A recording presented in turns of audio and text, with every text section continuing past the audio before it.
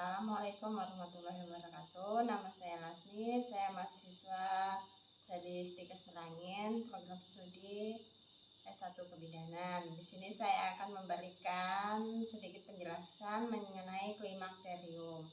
Klimakterium adalah suatu jangka waktu di mana wanita menyesuaikan diri dengan menurunnya produksi hormon-hormon dari indung telur.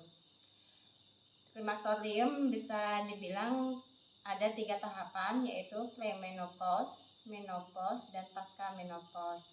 Premenopause itu sendiri adalah masa 4-5 tahun sebelum menopause yang ditandai dengan adanya keluhan klimakterium dan perdarahan yang tidak teratur. Sedangkan menopause adalah periode menstruasi spontan terakhir pada seorang wanita dan merupakan diagnosis yang ditegakkan secara retrospektif setelah amenorrhea selama 12 bulan. Terjadi dalam masa klimakterium pada usia sekitar 50 tahun. Sedangkan pasca menopause adalah masa 3-5 tahun setelah menopause. Ada lagi yang disebut oopause, adalah saat ovarium kehilangan sama sekali hormonalnya. Proses terjadinya klimakterium yaitu berkurangnya selama masa kanak-kanak dalam masa reproduksi setiap siklus 10-15 telur dipersiapkan untuk ovulasi. Yang sisanya mengalami hambatan perkembangan, pengisutan dan penyerapan antara usia 39-45 tahun. Jumlah sel telur atau oosit kira-kira 109. Menopause disebut menopause apabila produksi sel telur sudah habis. Habisnya oosit ovarium menyebabkan terhentinya perkembangan folikel dan ovulasi, yang hasilnya adalah penurunan bertahap estradiol sirkulasi dan kadar estrogen darah yang sangat rendah setelah aktivitas ovariumnya terhenti. Yang kedua, peningkatan gonadotropin sirkulasi FSH dan LH akibat hilangnya efek umpan balik negatif estrogen. Yang ketiga, amenorrhea. Amenorrhea akibat tidak adanya stimulasi endometrium oleh hormon-hormon steroid. Menstruasi menjadi tidak lancar dan tidak teratur, biasanya datang interval waktu lebih lambat atau lebih awal dari biasanya. Haid yang keluar banyak sekali atau sangat sedikit, dan munculnya gangguan somatis, fisiologis, dan psikis. Perubahan-perubahan organik pada klimakterium yaitu dari organ reproduksi, tuba mengalami atrofi pada selaput lendir dan rambut getar atau silia akan menghilang. Uterus mengecil dan endometrium atrofil. Serviks akan mengkerut sehingga salurannya memendek dan menyempit. Vagina elastis berkurang, rugai menghilang, dinding menipis, kelembapan berkurang sehingga mengalami kekeringan yang memudahkan perlukaan pada Mr. O. Vulva akan kehilangan jaringan lemak dan mengakibatkan pengurangan lipatan labia dan berkurangnya tonjolan. Jaringan dasar panggul mengalami atrofi.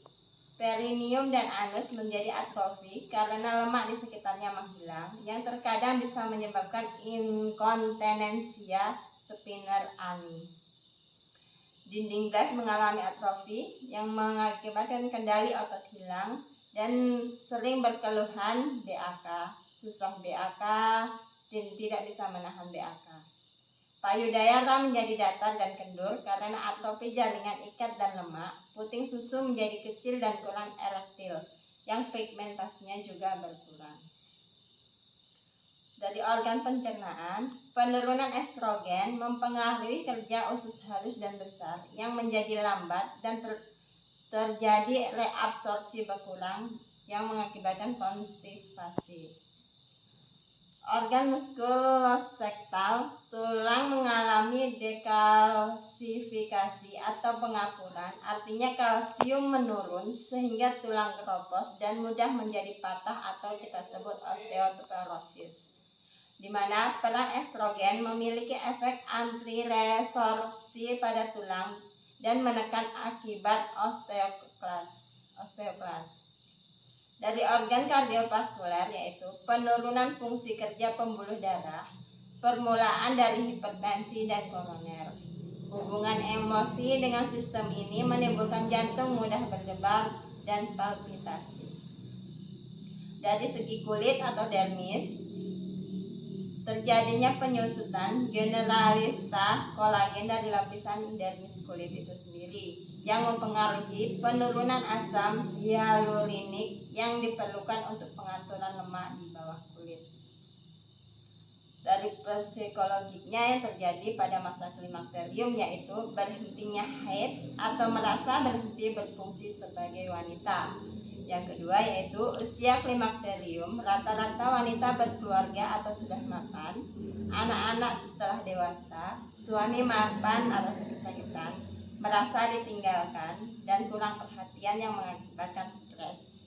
Yang ketiga, wanita sering dinilai dari kecantikan, yang berarti menopause artinya sudah tua dan tidak menarik lagi. Yang keempat, penurunan organ kewanitaan yang mempengaruhi pada hubungan suami istri dan merasa tidak percaya diri. Beberapa ahli menyimpulkan bahwa ada hubungan antara estrogen dengan mood seseorang, yaitu bahwa kadar estrogen yang tinggi mempunyai hubungan dengan suasana hati yang positif, sedangkan kadar estrogen yang rendah berhubungan dengan suasana hati yang negatif. Selanjutnya, reaksi-reaksi seorang wanita terhadap datangnya masa klimakterium yaitu reaksi pasif. Secara pasrah, sang wanita menerima hal yang tidak dapat dielakkan lagi. Yang kedua yaitu reaksi neurosis, yaitu reaksi yang ditimbulkan oleh penolakan yang keras akan datangnya masa klimakterium itu sendiri, yang ditandai dengan timbulnya keluhan-keluhan seperti rasa cemas yang berlebihan, depresi yang berlebihan, dan sangat mudah tersinggung. Yang ketiga, reaksi hiperaktif. Reaksi penolakan dengan seolah-olah mengabaikan datangnya masa klimakterium dengan cara mengalihkan perhatiannya pada pekerjaan dan hobi secara berlebihan. Yang keempat, reaksi adekuat, yaitu reaksi wajar yang diberikan oleh seorang wanita yang memasuki masa klimakterium. Masalah jangka panjang dari klimakterium yaitu osteoporosis. Artinya berkurangnya kepadatan jaringan tulang yang dapat mengakibatkan resiko terjadinya patah tulang atau fraktur, di mana 85% wanita mengalami osteoporosis sekitar 10 tahun setelah menopause. Gejala-gejalanya yaitu rasa nyeri pada sendi-sendi besar, rasa kaku pada tulang-tulang, setiap gerakan dapat menimbulkan rasa nyeri. Lokasi fraktur akibat osteoporosis yaitu pada tulang paha, pada tulang pergelangan tangan, pada tulang belakang, dan pada tulang pinggul atau pelvis. Yang kita anjurkan pada mereka yang memasuki masa klimakterium yaitu olahraga teratur minimal 3,5 km per hari atau dikenal dengan 1000 langkah. Yang kedua, mengkonsumsi makanan yang kaya kalsium tapi rendah lemak. Yang ketiga, minum susu yang kaya kalsium. Dan yang keempat, minum kalsium oral 1000 sampai 1500 mg per hari. Yang kedua, kardiovaskuler. Hipertensi dan jantung koroner merupakan penyakit kardiovaskuler yang paling tersering hilangnya efek menguntungkan dari estrogen itu sendiri. Estrogen memicu perubahan-perubahan yang menguntungkan pada metabolisme lemak sehingga mencegah kekentalan lemak, dan estrogen memiliki sifat vasoaktif dan meningkatkan aliran darah dengan melemaskan arterioler sehingga menjaga dinding pembuluh darah tetap baik. Sebaran keluhan pada masa klimakterium yaitu biasanya mudah tersinggung, cepat lelah atau rasa lelah, depresi, pelupa, suka tidur, sakit kepala dan berdebar-debar, gejolak rasa panas, sering berkeringat, sakit persendian dan punggung atau sakit pinggang, susah BAB, sering BAK, berat badan naik, nafsu seksual menurun, dan gangguan pada haid. Demikianlah penjelasan mengenai klimakterium. Wassalamualaikum warahmatullahi wabarakatuh.